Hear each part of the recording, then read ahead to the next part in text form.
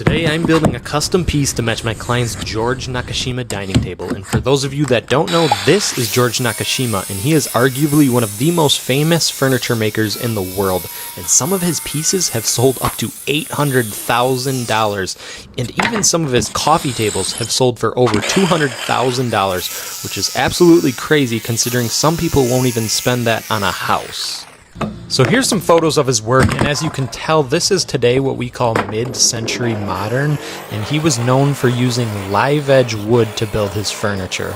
And as you can see here, I am of course using some live edge wood to build this charcuterie board to match that table.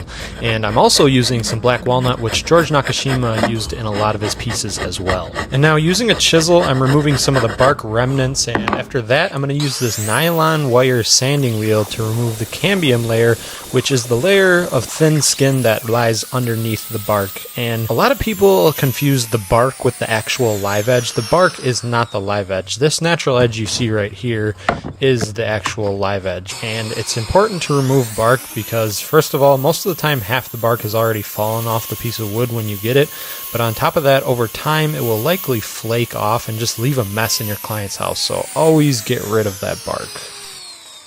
After this, we're going to take the charcuterie board and cut it to its final length, and then we're going to work on shaping the handle, which reminds me, this is why a lot of woodworkers use walnut, because as far as hardwoods go, it's very workable and easy to sand, and on top of that, it's one of the most beautiful woods out there.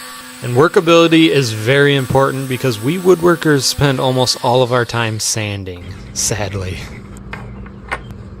And after I finally finish all of the sanding and inlaying my logo, we get to move on to applying the first coat of food safe finish. And this next part I normally don't include in my videos just for the sake of length, but today we're going to go over it.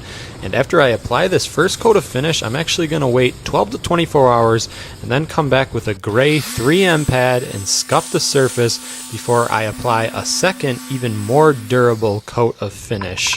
And after applying this last coat of finish, I'm going to come back about 45 minutes later with a terry cotton towel pad and buff off that finish for a nice even sheen, and now we have a solid protective coating.